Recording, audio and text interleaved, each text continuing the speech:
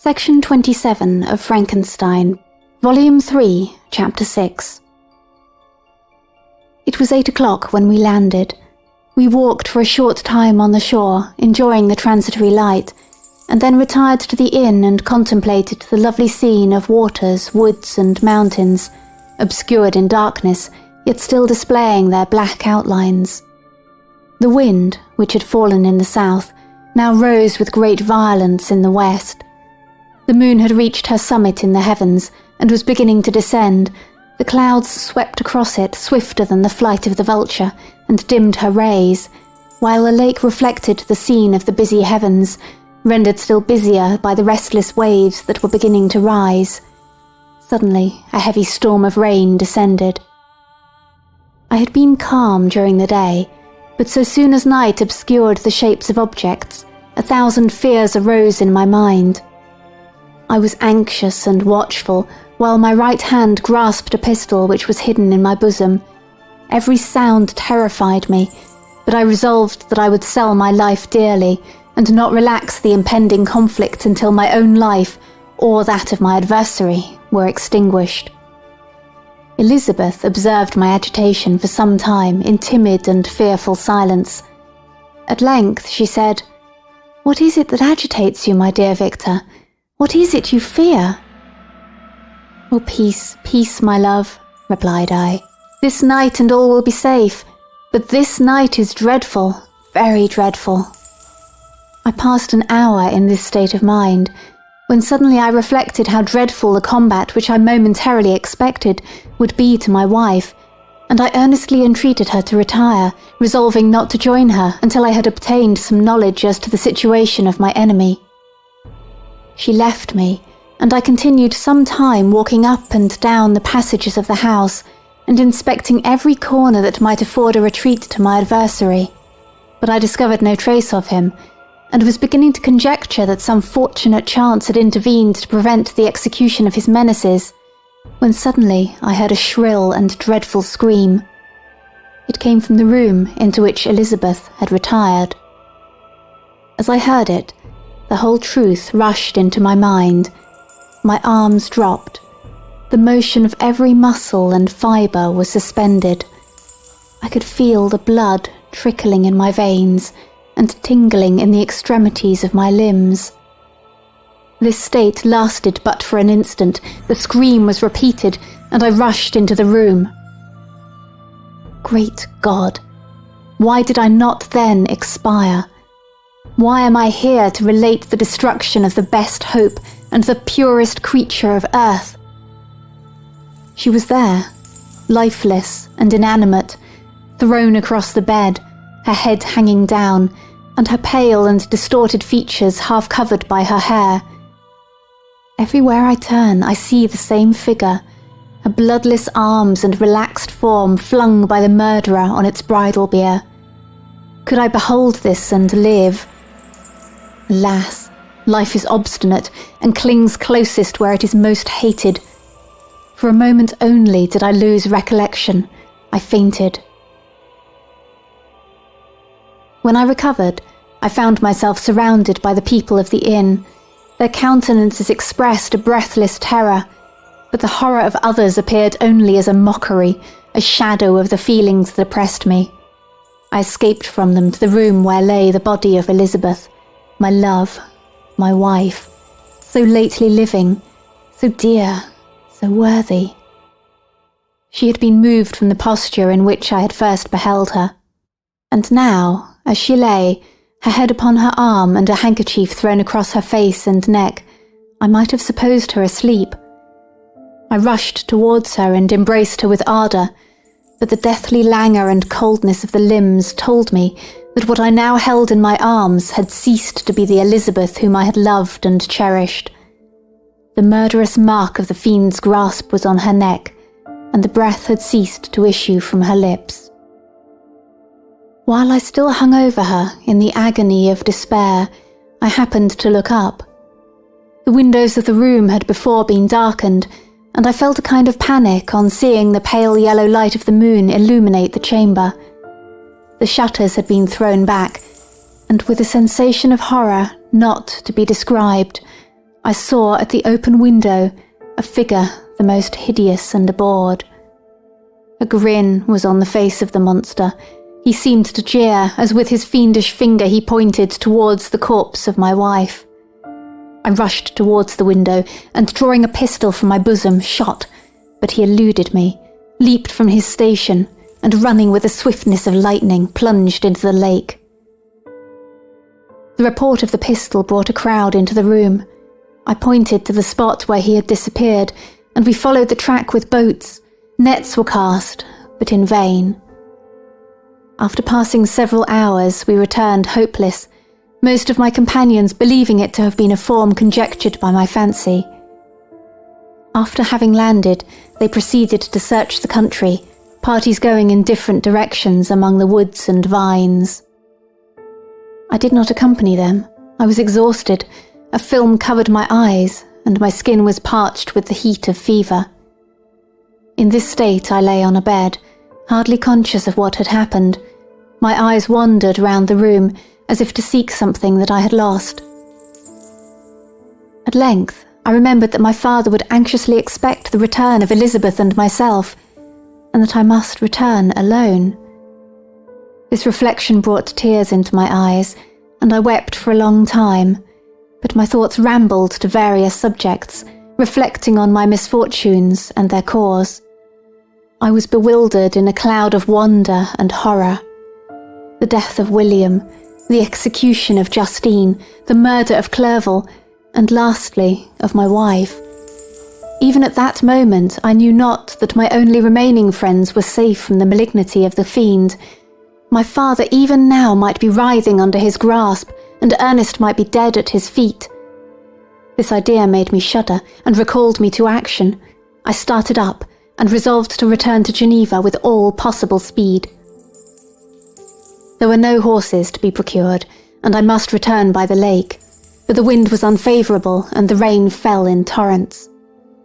However, it was hardly morning, and I might reasonably hope to arrive by night. I hired men to row and took an oar myself, for I had always experienced relief from mental torment in bodily exercise. But the overflowing misery I now felt, and the excess of agitation that I endured, rendered me incapable of any exertion. I threw down the oar, and leaning my head upon my hands, gave way to every gloomy idea that arose. If I looked up, I saw the scenes which were familiar to me in my happier time, and which I had contemplated but the day before in the company of her who was now but a shadow and a recollection. Tears streamed from my eyes. The rain had ceased for a moment, and I saw the fish play in the waters as they had done a few hours before. They had then been observed by Elizabeth. Nothing is so painful to the human mind as a great and sudden change. The sun might shine, or the clouds might lower, but nothing could appear to me as it had done the day before. A fiend had snatched from me every hope of future happiness. No creature had ever been so miserable as I was. So frightful an event is single in the history of man. But why should I dwell upon the incidents that followed this last overwhelming event? Mine has been a tale of horrors. I have reached their acme, and what I must now relate can be but tedious to you. Know that one by one my friends were snatched away. I was left desolate. My own strength is exhausted, and I must tell, in a few words, what remains of my hideous narration. I arrived at Geneva. My father and Ernest yet lived, but the former sunk under the tidings that I bore. I see him now, excellent and venerable old man. His eyes wandered in vacancy, for they had lost their charm and their delight. His niece, his more than daughter, whom he doted on with all that affection which a man feels who, in the decline of life, having few affections, clings more earnestly to those that remain. Cursed be the fiend that brought misery on his grey hairs and doomed him to waste in wretchedness. He could not live under the horrors that were accumulated around him. An apoplectic fit was brought on, and in a few days he died in my arms. What then became of me? I know not. I lost sensation, and chains and darkness were the only objects that pressed upon me. Sometimes, indeed, I dreamt that I wandered in flowery meadows and pleasant vales with the friends of my youth, but awoke and found myself in a dungeon. Melancholy followed, but by degrees I gained a clear conception of my miseries and situation, and was then released from my prison. For they had called me mad, and during many months, as I understood, a solitary cell had been my habitation.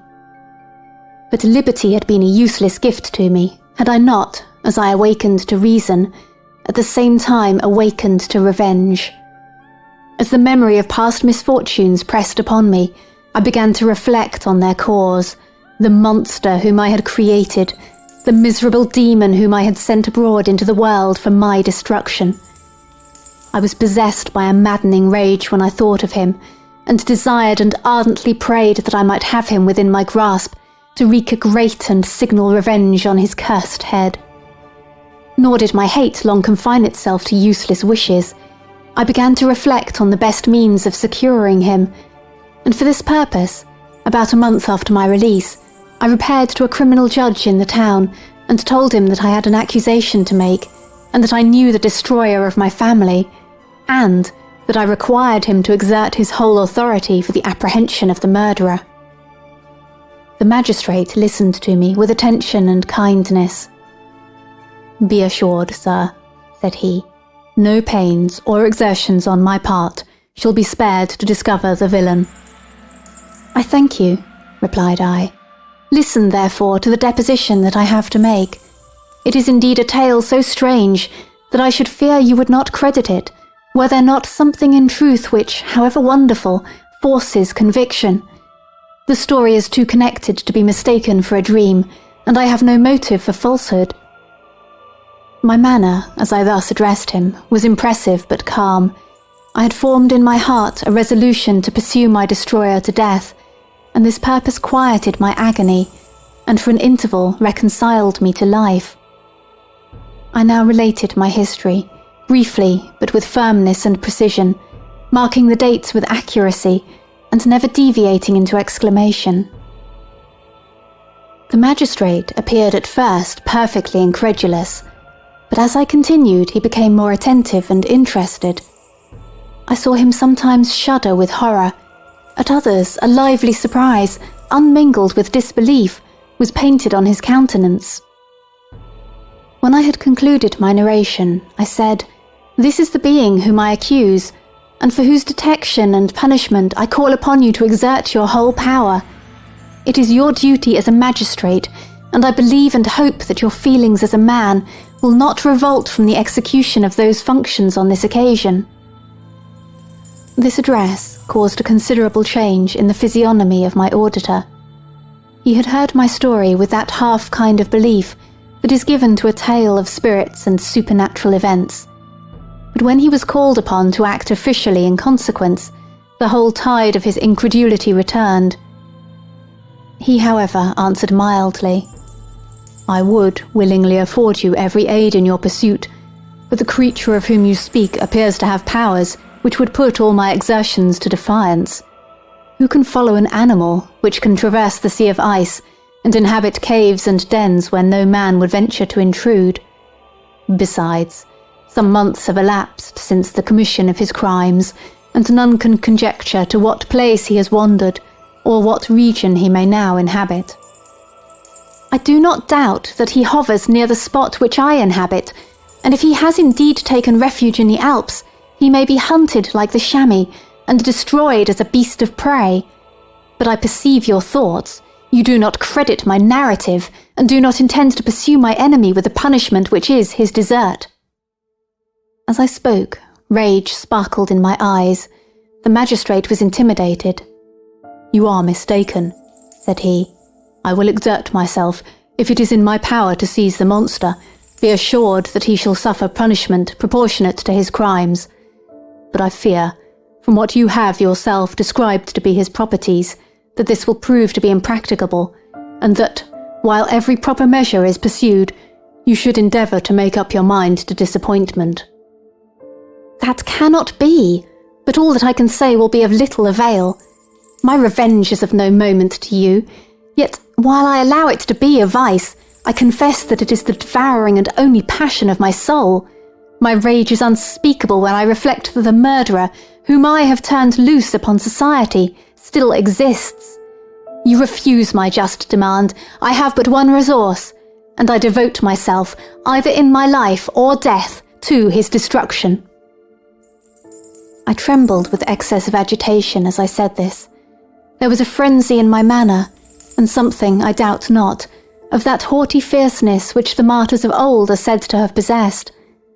But to a Genevan magistrate, whose mind was occupied by far other ideas than those of devotion and heroism, this elevation of mind had much the appearance of madness. He endeavoured to soothe me as a nurse does a child, and reverted to my tale as the effects of delirium. "Man," I cried, "how ignorant art thou in thy pride of wisdom! Cease, you know not what it is you say."